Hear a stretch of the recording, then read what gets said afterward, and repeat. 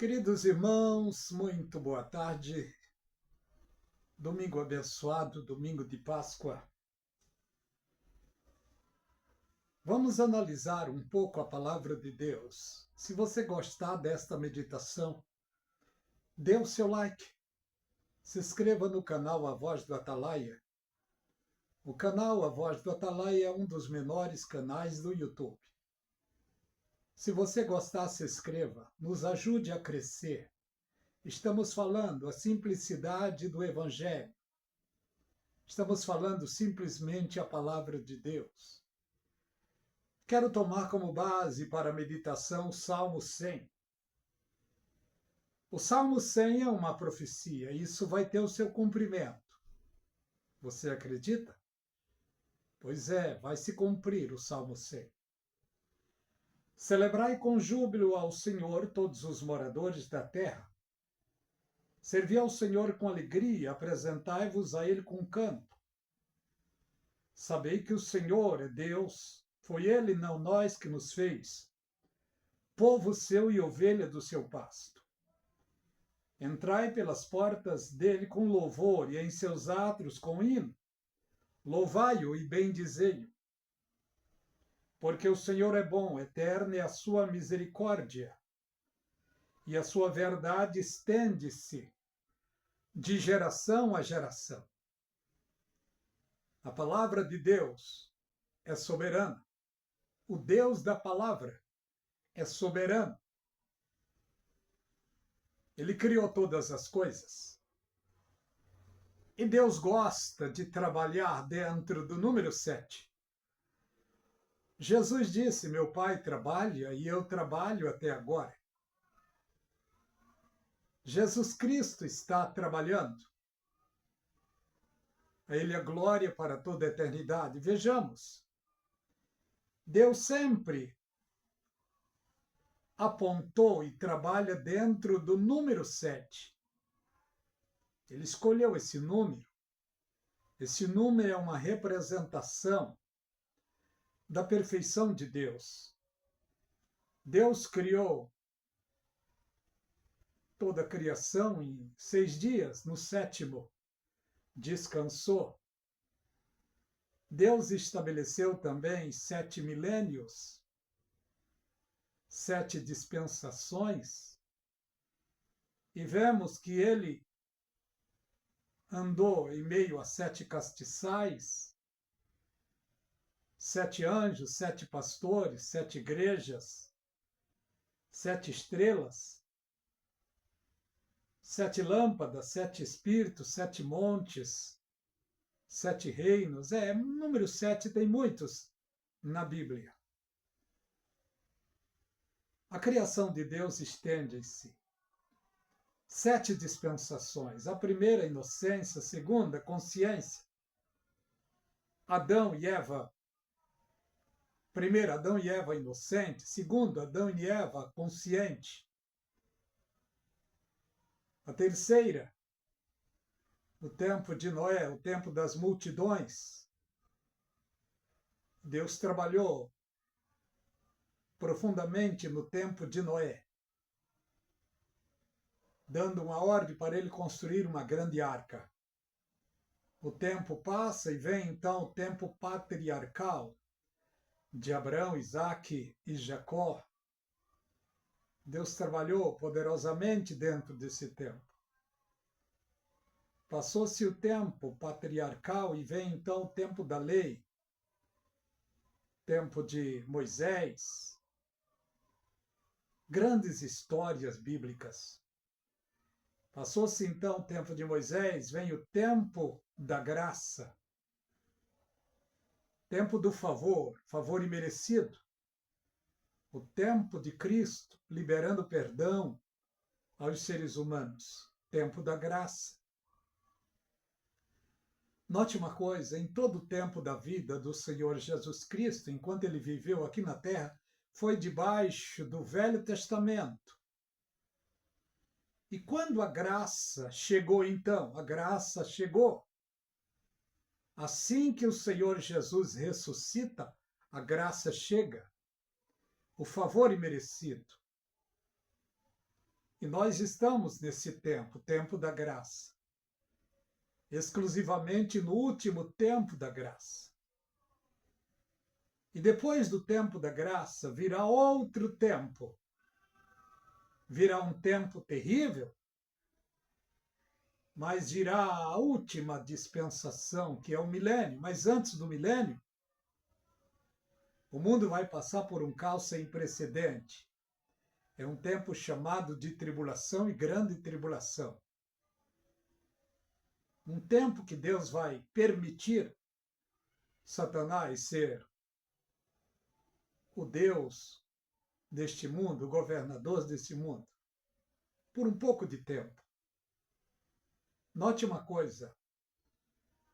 Na primeira dispensação, Satanás lutou contra o primeiro casal e conseguiu tomar deles os reinos do mundo.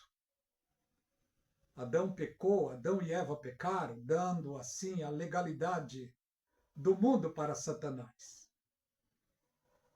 E o mundo então foi dirigido e continua sendo dirigido por Satanás. É só o que vemos nas mídias, nas televisões. Quando você vê os jornais, você vê o que Satanás está fazendo no mundo. Mas esse tempo vai chegar, o tempo dele devolver os reinos para Jesus vai chegar.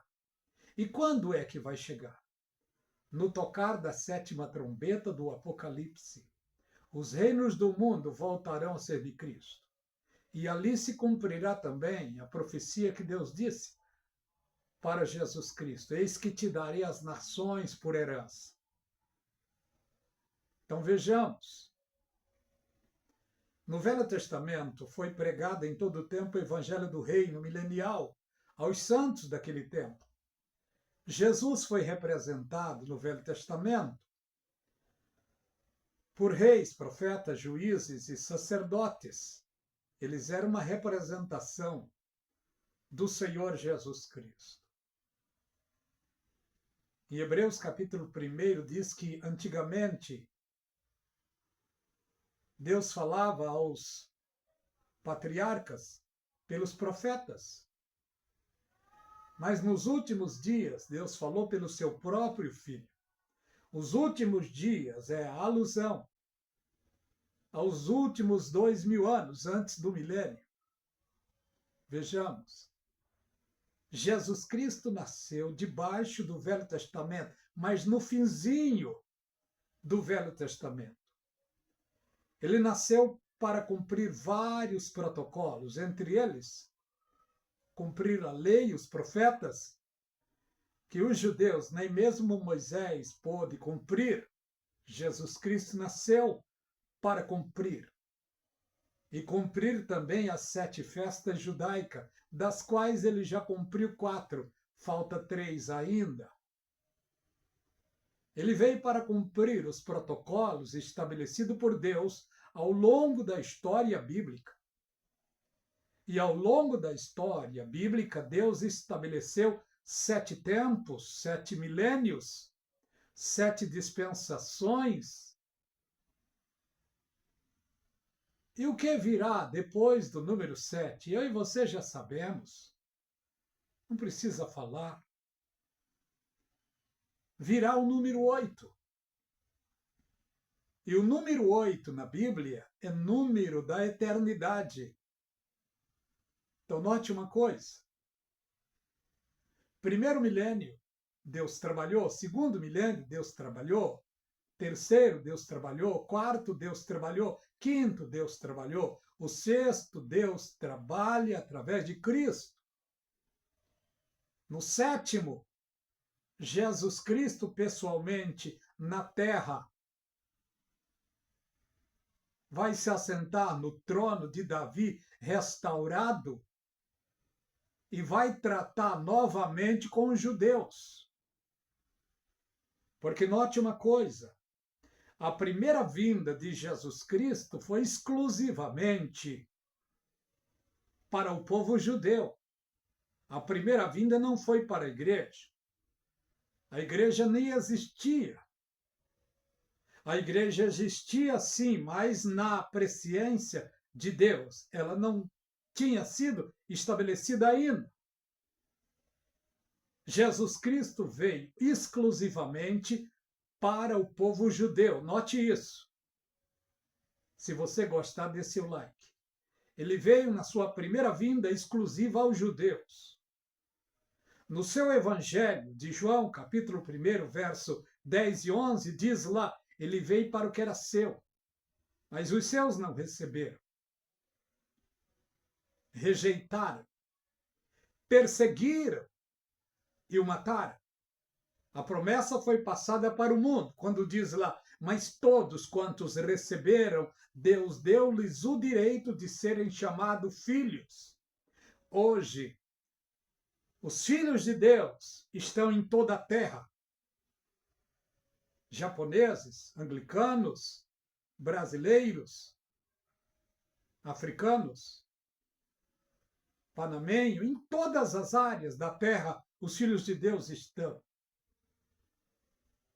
Porque está escrito, todos quantos o receberam, Deus deu o direito de serem chamados filhos.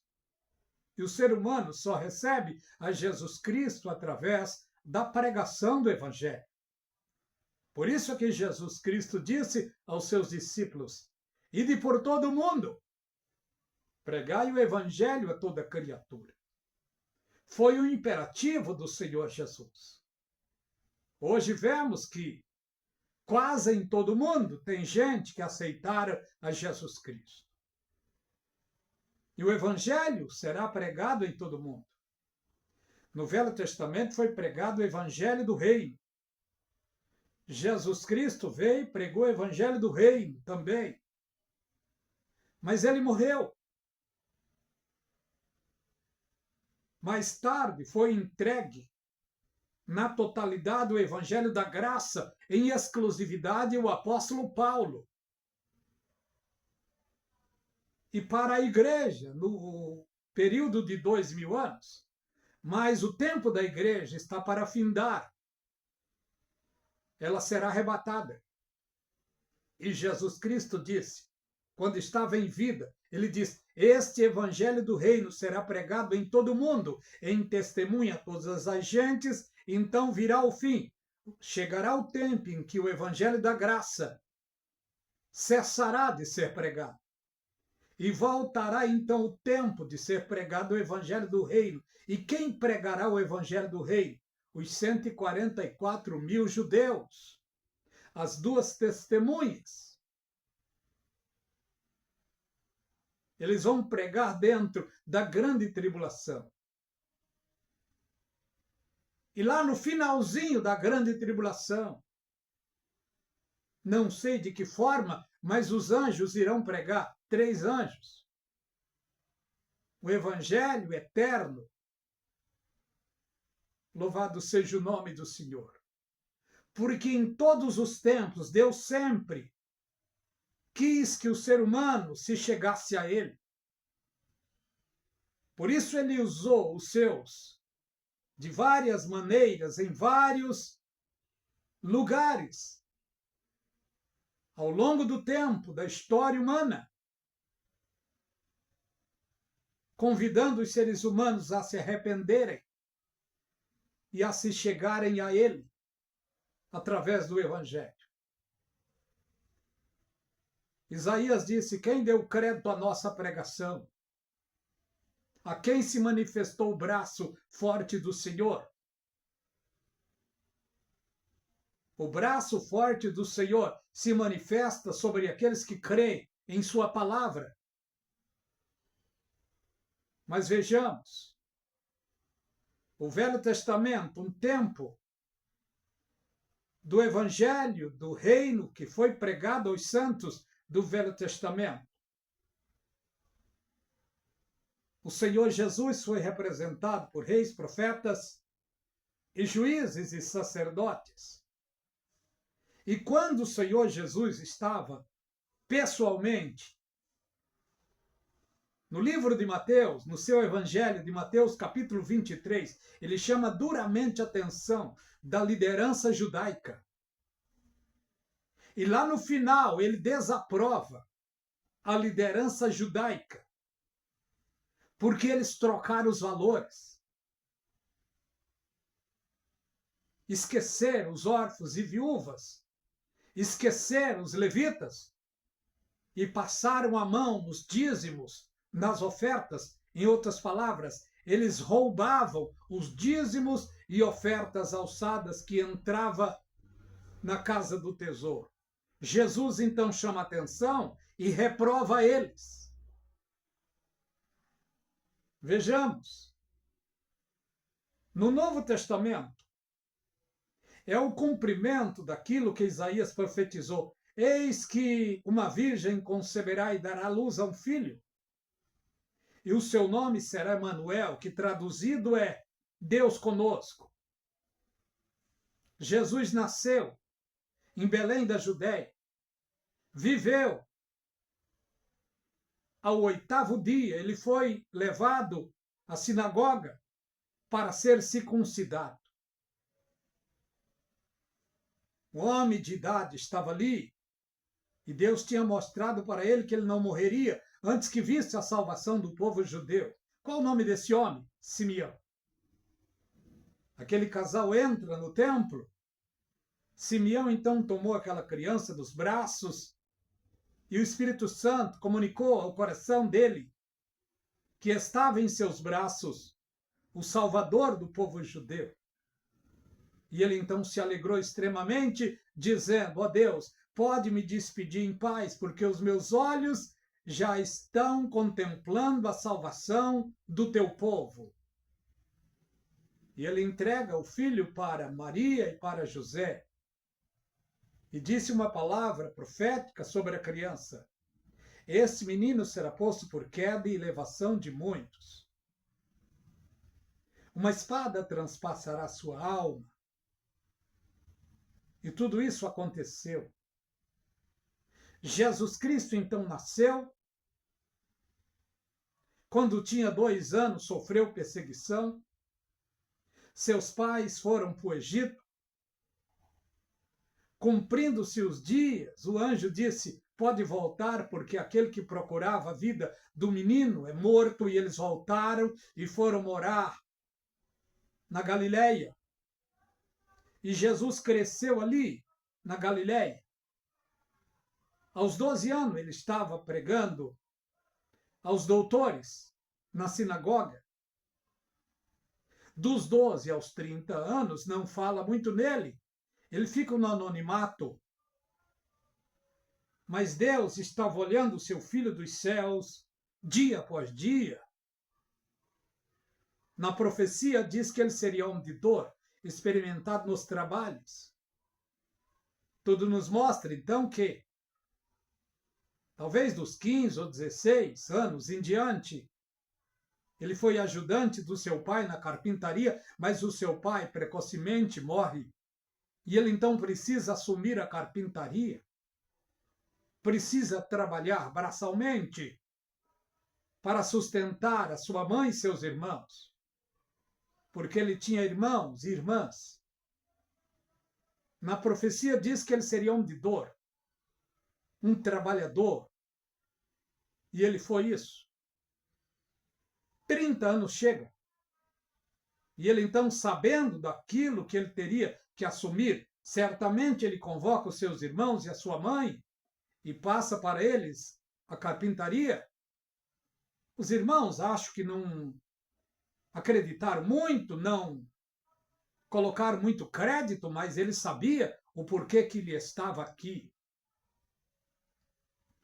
Ele estava aqui para cumprir aquilo que está escrito em Isaías 61. Ele então vai até o seu primo que estava batizando, e quando chega lá, o seu primo reconheceu e disse: é eu que careço ir a ti, e tu vens a mim? E ele disse: deixa, porque convém cumprir toda a justiça de Deus. E João então o batiza. E depois que ele se batiza, ele foi conduzido pelo Espírito ao deserto para passar por um teste. E o teste foi jejuar 40 dias e 40 noites. Talvez ele não precisava disso, mas ele fez isso para deixar como exemplo também para os seus seguidores. E lá no final dos 40 dias e 40 noites, ele estava certamente debilitado. Satanás vem para tentar. E a história você já sabe. Em primeira instância, Satanás foi derrotado. Em segunda instância, Satanás foi derrotado. Em terceira instância, Satanás foi derrotado. E Jesus Cristo então volta. E ele então é convidado para um casamento. Mas antes de ser convidado, ele já tinha conquistado os seus discípulos. Não sei quantos já tinham. Ele já tinha certamente formado o seu ministério através dos seus discípulos. Pedro, Tiago, João, Bartolomeu, Tadeu e outros. E ele então foi convidado, através da sua mãe, eles foram convidados para um casamento. Desde então ele nunca tinha feito um milagre. 30 anos se passam. Já com seus seguidores, ele então foi convidado para este casamento. E a sua mãe, observadora, ela nota que o vinho tinha acabado. E ela chegou para ele e disse: filho, o vinho acabou. E ele disse: mulher, que eu tenho contigo, a minha hora ainda não chegou. Mas ela, conhecendo o filho que tinha, ela chamou o pessoal e disse para eles: vocês façam tudo o que ele vos mandar. Maria disse isso: façam tudo o que ele vos mandar.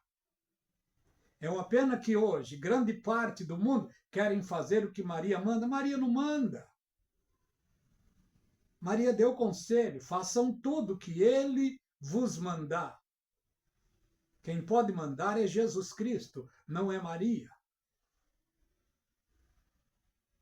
Então ele deu as diretrizes e fizeram segundo o que ele tinha dito. E ele então transformou água em vinho. Então começou ali uma sequência de milagres, e milagres poderosos. E os discípulos, dia após dia, ouvindo e aprendendo com ele, e ouvindo e vendo o que ele fazia. O prazer, a alegria dos discípulos era muito grande. Sabendo que o seu mestre tinha a palavra equilibrada, poder sobrenatural, uma vida pautada diante de Deus. E eles presenciaram ele curando o homem da mão mirrada, ele curando muitos enfermos, muitos paralíticos. Eles presenciaram certamente ele ressuscitando o filho da viúva de Naim, ele ressuscitando a Lázaro. Certamente presenciaram ele ressuscitando a filha de Jairo, ele fazendo maravilhas.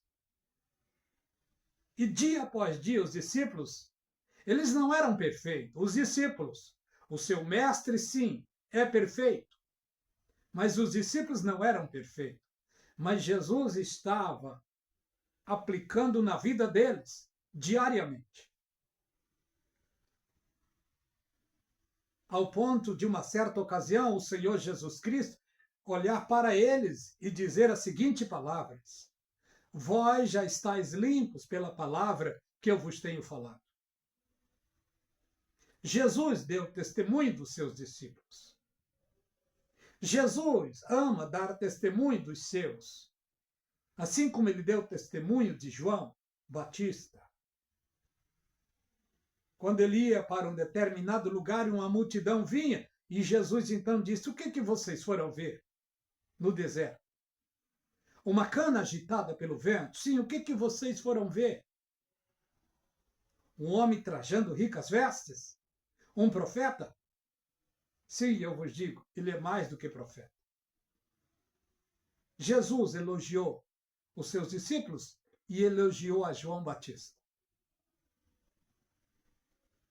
E Jesus deu todas as diretrizes para ele do que iria acontecer com ele.